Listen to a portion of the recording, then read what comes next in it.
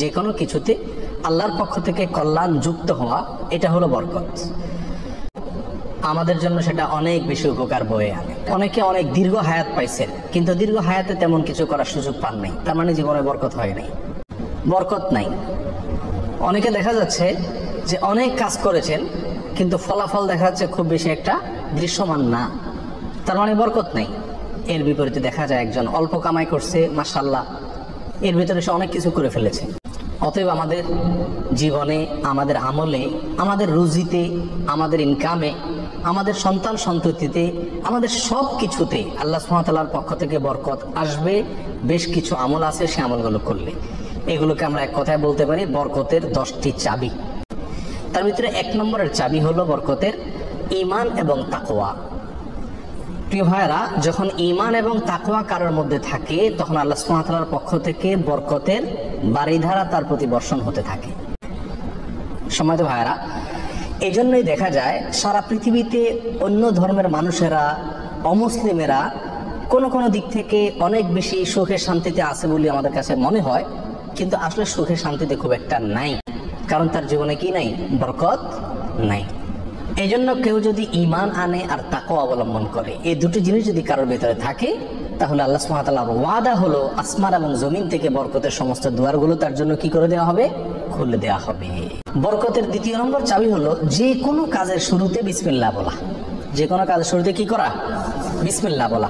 নবী আলাইহিস সালাম বলেছেন, তোমাদের মধ্যে কেউ যখন খানা শুরু করে এবং সে যদি বিসমিল্লাহ বলে, তো শয়তান তার সাথে ওই খাবারে যোগ দিতে পারে না, ভাগ বসাতে পারে না। যেটুকু আছে সেটুকু তার জন্য কল্যাণ বয়ে আনে, কল্যাণ করা হয় খাবার। অনুরূপভাবে কেউ যদি বাসা বাড়িতে প্রবেশ করে, বিসমিল্লাহ বলে ঢুকে, তাহলে সেই ঢোকার সময় তার সাথে কি হতে পারে না? শয়তান যোগ দিতে পারে না। অনুরূপভাবে প্রত্যেকটা কাজে বান্দা যখন ভালো কাজে যখন বিসমিল্লাহ বলে শুরু করে, তখন শয়তান সে কাজে আর অংশগ্রহণ করতে পারে না। আর শয়তান যখন ইন্টারফেয়ার করতে পারে না, তাহলে আল্লাহ সুবহানাহু ওয়া তাআলার পক্ষ থেকে সেখানে বরকত আসা খুবই সহজ হয়ে যায়, এটাই স্বাভাবিক। অতএব বিসমিল্লাহর পরিমাণ বেশি বলা। 3 নম্বর বরকতের চাবি হলো ভাই কোরআনে কারীমের সাথে সম্পৃক্ততা বাড়ানো।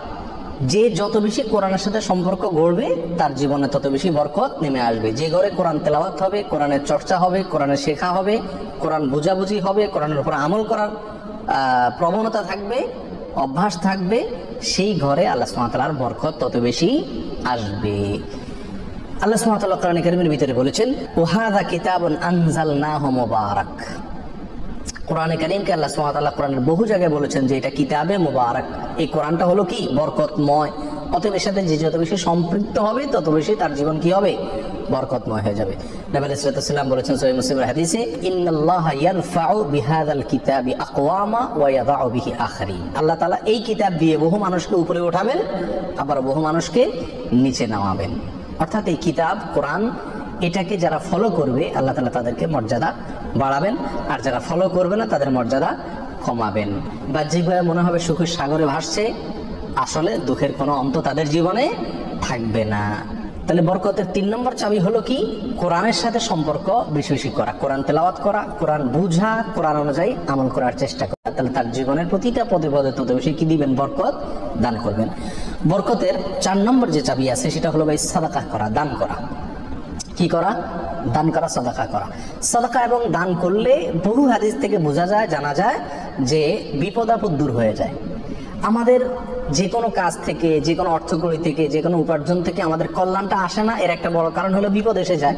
আমি একটা দোকানদারি শুরু করলাম, একটা বিপদ এসে গেল, তাহলে আমার সেখান থেকে কল্যাণটা আর আসলো না। তো বরকত যদি আপনি চান প্রত্যেকটা বস্তুতে, প্রত্যেকটা জিনিসের কল্যাণ আসুক, উপকার হোক জিনিসটা আপনার জন্য, অল্প ছোট চাকরি, অল্প আয়, ছোট ব্যবসা, এর ভিতরেই আল্লাহ তাআলা কল্যাণ দিয়ে দেখ। আপনি যদি চান তাহলে আপনার কি করতে হবে? আসুক, উপকার হোক জিনিসটা আপনার জন্য, অল্প ছোট চাকরি, অল্প আয়, ছোট ব্যবসা, এর ভিতরেই আল্লাহ তাআলা কল্যাণ দিয়ে দেখ। আপনি যদি চান তাহলে আপনার কি করতে হবে? সাদাকার অভ্যাস করতে হবে। দান করলে মুসিবত এবং বিপদ দূর হয়। তো আপনার ওই অল্প আয় থেকে যখন বিপদ দূর হয়ে যাবে বা বিপদ মুক্ত থাকবে, তখন ইনশাআল্লাহ বিদিনিল্লাহ সেটা আপনার জন্য কি হয়ে যাবে? কল্যাণকর এবং বরকতময় হয়ে যাবে। ওর ভিতরে আপনার জন্য বরকত থাকবে। অতএব সাদাকার অভ্যাস করা, সারা বছর অল্প স্বল্প হলেও, পরিমাণে খুব অল্প হোক।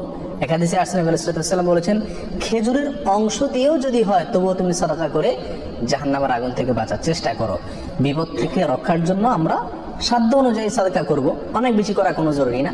প্রতিদিন সাদকা করা একটা জটিল বিষয়, অনেক সময় প্রতিদিন আমি অভাবী লোক পাইও না, তাহলে একটা বাক্স রাখতে পারি বাসায়, যে প্রতিদিন আমি সেখানে 1 টাকা রাখবো, 2 টাকা রাখবো, যতটুকু সাধ্যগুলো ততটুকু রাখবো, তাহলে নিয়মিত আমি দানের সওয়াবটা পেয়ে গেলাম।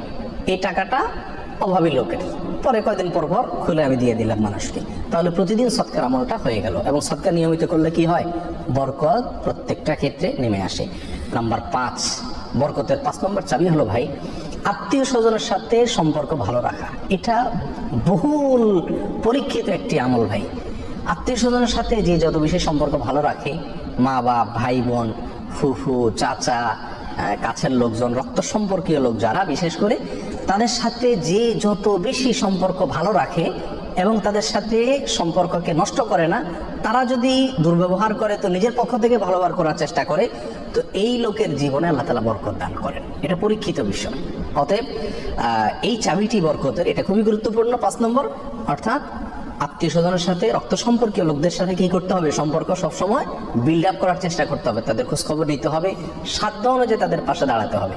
যদি পাশে দাঁড়াতে নাও পারেন, অন্তত সম্পর্কটাকে কি করতে হবে? ভালো রাখার চেষ্টা করে যেতে হবে। নাম্বার 6, বরকতের 6 নম্বর চাবি হলো ভাই সকালবেলায় ভোরে ভোরে কাজে যাওয়া।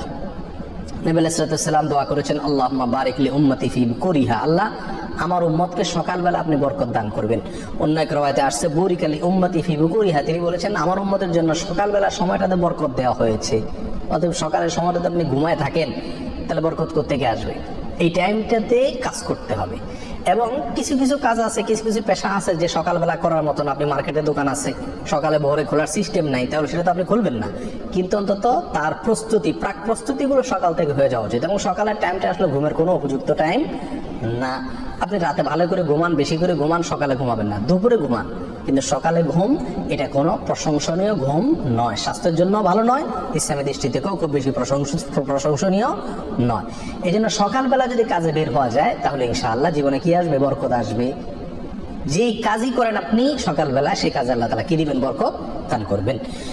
নাম্বার 7, বরকতের 7 নম্বর চাবি হলো ভাই নিজে 5 ওয়াক্ত সালাত আদায় করতে হবে এবং পরিবারের লোকদেরকে সালাতের নির্দেশ করতে হবে। বহু লোক নিজে নামাজ পড়ে, কিন্তু বাচ্চা কাচ্চা, ফ্যামিলির লোকজন তারা নামাজ পড়ছে কিনা সে বিষয়ে কি করে না? খবর রাখে না। আল্লাহ সুবহানাহু ওয়া তাআলা কোরআন কারীমের ভিতরে বলেছেন, ওয়া উমুর আহলাকা বিস-সালাত, তুমি তোমার পরিবারকে নামাজের নির্দেশ করো। নিজে তো পড়তেই হবে, পরিবারকেও নির্দেশ করো। ওয়াসতাবির আলাইহা, এবং এটার উপর অটল থাকো, ধরে রাখো এটাকে। তাহলে কি হবে? লা নাসআলুকা রিজকা, আমি তোমাদের কাছ থেকে, আল্লাহ বলছেন আমি তোমাদের কাছ থেকে রিজিক চাই না, নাহনু নারযুকুকা ওয়াল আকিবাতু লিত-তাকওয়া, বরং এই কাজ করলে, আমল করলে আমি তোমাদেরকে রিজিক দিব, বরকত চলে আসবে ইনশাআল্লাহ। নামাজ নিজে পড়তে হবে এবং পরিবারকে নামাজের নির্দেশ করতে হবে। নাম্বার 8, বরকতের 8 নম্বর চাবি হলো ভাই তাওয়াক্কুল করা, আল্লাহর উপরে, আল্লাহর উপরে ভরসা করা।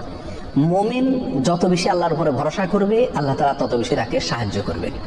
আর আল্লাহর প্রতি ভরসা যত কমে যাবে, আস্থা যত কমে যাবে, নির্ভরতা যত কমে যাবে, দুনিয়ার কোনো বস্তুর প্রতি যখন আস্থা বেশি হয়ে যাবে, আল্লাহ তাআলা তাকে ওই বস্তুর হাতেই বেইজ্জত করে ছাড়েন। এটাই আল্লাহ সুবহানাহু ওয়া তাআলার সুন্নাহ। যার কারণে আল্লাহর প্রতি যে যত বেশি তাওয়াক্কুল করে, আল্লাহ তাআলা তাকে তত বেশি উদ্ধার করেন এবং সাহায্য করেন। বরকতের জন্য এটা একটা অন্যতম উপায়। যে যত বেশি আল্লাহর উপরে ভরসা করবে, বিশেষ করে রিজিকের ব্যাপারে, তত বেশি আল্লাহ সুবহানাহু ওয়া তাআলার পক্ষ থেকে কি আসবে? বরকত আসবে। একটু কোনো কারণে আমাদের ইনকামের উপরে চাপ আসলে, প্রেশার আসলে আমরা অস্থির হয়ে যাই, হাউতাশ হয়ে যায়, নিরাশ হয়ে যায়। অনেকে তো আজেবাজে মন্তব্য করা শুরু করি, আল্লাহর উপর তাওয়াক্কুল থাকে না। তো আসবে কোত্থেকে রিজিক? রিজিক আসবে তখন যদি আল্লাহর উপরে ভরসাটা পূর্ণ মাত্রায় থাকে। নবী আলাইহিস সালাম বলেছেন, লাউ তাওয়াক্কালতুম আলাল্লাহি হাক্কা তাওয়াক্কুলিহি, আল্লাহর প্রতি যেরকম ভরসা রাখা দরকার, যেরকম আস্থা রাখা দরকার, তোমরা যদি সেই মাপের আস্থা রাখতে পারো, নির্ভরতা আল্লাহর উপরে তোমরা রাখতে পারো, তাহলে কি হবে? লা রাযাকাকুম কামা ইয়ারযুকুত তাইর, আল্লাহ তাআলা পাখিকে যেভাবে রিজিক দেন, তোমাদেরকে সেভাবে রিজিক দিবেন। সারপ্রাইজ রিজিক, কল্পনাও করতে পারবে না কোথায় আল্লাহ রিজিকের ব্যবস্থা করে রাখছেন। এরকম বরকত জীবনে নেমে আসবে যদি কি করা হয়? আল্লাহর উপরে পরিপূর্ণ তাকওয়া, এই তাওয়াক্কুল অবলম্বন করা হয়। বরকতের জন্য 9 নম্বর আমল হলো বেশি বেশি ইস্তেগফার করা। কি করা ভাই? ইস্তেগফার করা। ইস্তেগফার, উঠতে চলতে ফিরতে সব সময় ইস্তিগফার কর, আস্তাগফিরুল্লাহ ওয়া আতুবু ইলাইহি, আস্তাগফিরুল্লাহাল্লাযী লা ইলাহা ইল্লা হুয়াল হাইয়ুল কাইয়্যুম ওয়া আতুবু ইলাইহি, অথবা সাইয়্যিদুল ইস্তিগফার পড়া। কিছু না পারেন শুধু আস্তাগফিরুল্লাহ পড়া, আস্তাগফিরুল্লাহ আস্তাগফিরুল্লাহ। আল্লাহর কাছে ক্ষমা চাচ্ছেন আপনি। আর ক্ষমা চাইলে ক্ষমা চাওয়ার মুড থাকে আলাদা। একটা মানুষের কাছে যখন মাপ চান আপনি, তখন মাপ চাওয়ার মুড ভিন্ন থাকে না।